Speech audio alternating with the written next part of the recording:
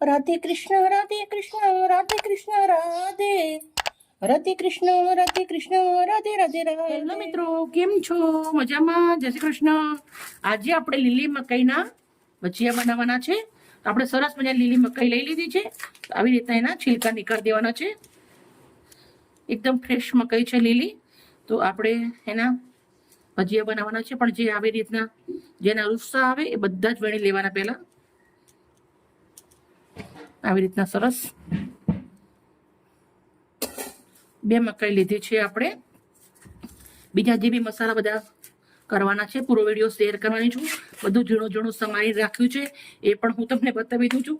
જ્યારે ફ્રી હોય ત્યારે એ બધું જ કામ કરી દેવાનું. તો આપણા પકોડા તો ભજીયા તો એકદમ જલ્દી થઈ જાય. તમે પકોડા કહી શકો છો, ભજીયા કહી શકો છો. આપણે લીલી મકાઈના ભજીયા વરસાદ આવતો ખાઈએ એટલે ગરમા ગરમ એવી મજા પડી જાય ખાવાની. તમે જુઓ તો બહુ જ સરસ, એકદમ કૂણી અને મસ્ત દૂધવાળી મકાઈ છે.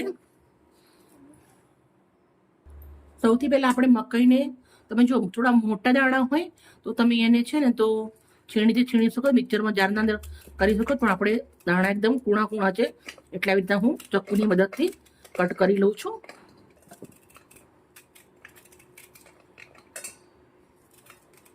આપણે દેશી માણસો છીએ એટલે આપણે દેશી રીતે જ કરવાનું બહુ જ સરસ લાગે. અને જ્યારે દેશી આપણે ખાતા હોઈએ ત્યારે વિદેશીને ટક્કર મારી એટલું સરસ બનતું હોય છે. આપણે આવી રીતે મકાઈને કટ કરી દઈશું. પહેલા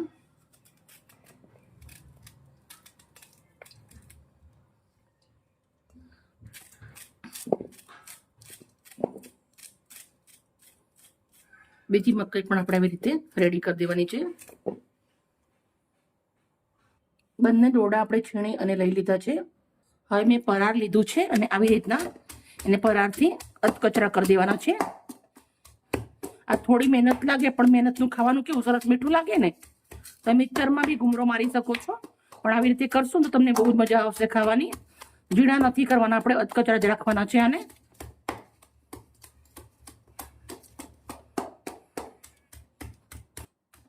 મસ્ત મજાના દાણા આપણે અધકચરા કરી અને રેડી કરી દીધા છે. હવે આપણે કયા મસાલા કરવા છે એ પણ પૂરું બતાવી દઉં છું તમને. અડધી વાટકી ચણાનો લોટ તાજો પીસેલો, 2 નંગ ઝીણી સમારેલી ડુંગળી, 2 ઇંચ આદુનો ટુકડો ઝીણો સમારેલો, 7 નંગ લીલા મરચા ઝીણા સમારેલા, તીખા લવિંગિયા. બાળકો નાના હોય તો ના નાખતા.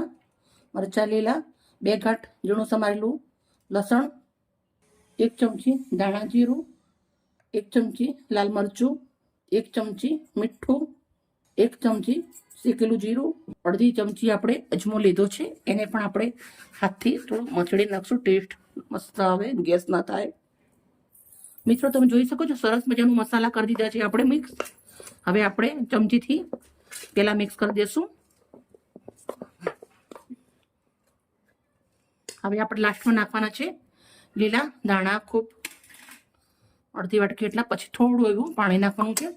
પાણી બહુ નથી નાખી દેવાનું. હવે આપણે સરસ આને મિક્સ કરી દેવાનું છે. હવે ચમચી મૂકી દઈશું સાઈડમાં અને હવે આપણે હાથથી થોડી મહેનત કરી લેશું. હવે આપણે આને હાથથી મિક્સ કરવાનું છે. આપણે આના અંદર સોડા તો ઈનો કંઈ પણ નથી નાખવાનું. થોડા ક્રિસ્પી ભજીયા સરસ લાગે એટલે આપણે આવી રીતે હાથથી સરસ મજાનું મિક્સ કરી દઈશું. થોડું આપણે પાણીની જરૂર પડશે.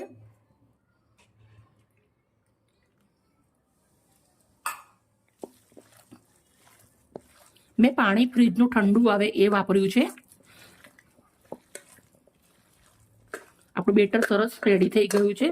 હાથથી થોડી વાર હું આવી રીતે એને ફેટી દઈશ.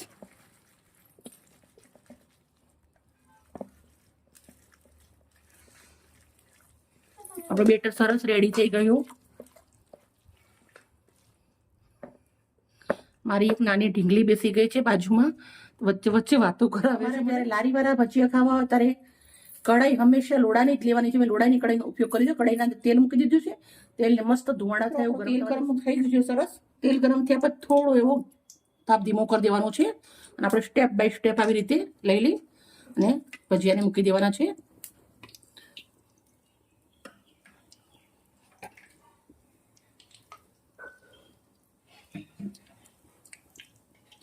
થોડું થોડું સાઈડમાંથી લેતું જવાનું અને ભજીયા આપણા મૂકતું જવાનું. લીલી મકાઈના મિત્રો તમે ભજીયા ખાધા જ હશે, પણ જેવી રીતના મસાલા મેં કર્યા છે એવી રીતે કરી અને બનાવજો, બહુ જ સરસ બનશે. આપણે મિક્સરનો જરા પણ ઉપયોગ નથી કર્યો, બધું હાથથી જ મહેનત કરી અને બનાવેલું છે, અને મહેનતનું ફળ હંમેશા મીઠું હોય છે. આપણે થોડા થોડા કરી 2 થી 3 વાર હું તળી લઈશ, પણ પહેલા આપણે જે બનાવવાના છે એને આપણે સરસ મજાનો વિડીયો સજાવી દેવાનો છે. હું હંમેશા પહેલા ઘરમાં બધાને કહું કે હું રોજ રોજ નવું બનાવું, પણ પહેલા મારે વિડીયોનું, પછી તમારે ખાવાનું. એમ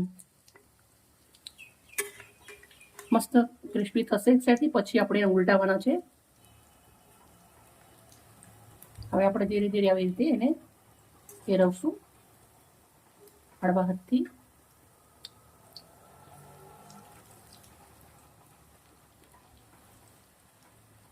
દાણા સરસ મજાના અંદર ચડી જશે, એકદમ કૂણી મકાઈ છે એટલે. મકાઈ થોડી કડક હોય તો તમારે મિક્સરના અંદર ક્રશ કરી લેજો.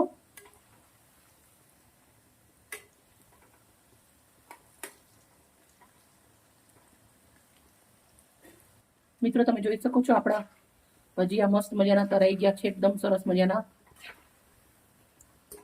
હવે આપણે કાણાવાળો ચાયણો લીધો છે સાઈડમાં, ચાયણાના અંદર હું નિખાર દઉં છું. એકદમ પોચા પોચા રૂ જેવા સરસ મજાના આપણા ભજીયા બની અને રેડી થઈ ગયા છે. ભજીયા તો મેં સરસ બનાવી દીધા છે. લીલા મરચા તરી લઉં છું. વિડીયો માટે બનાવી લીધા છે, તો હું ખાઈ લઈશ, મારા પતિ આવશે એટલે એમના માટે ફેરથી પણ આપણે બનાવશું અલગથી. ચલો ભજીયા રેડી છે. સાચી વાત કરું ને, મેં એક ભજીયું ચાખ્યું, મને બહુ જ સરસ લાગ્યું. એકદમ તમે જોઈ શકો છો અંદરથી બહુ જ મસ્ત મજાના ભજીયા રેડી થઈ ગયા છે. આપણે આવી રીતના પ્લેટના અંદર લઈ લેવાના છે.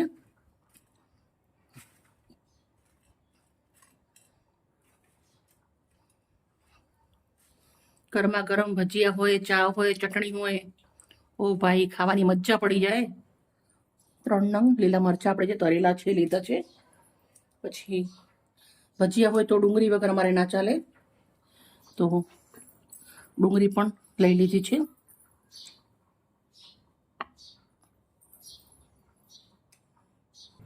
થોડોક એવો ટામેટા કેચઅપ.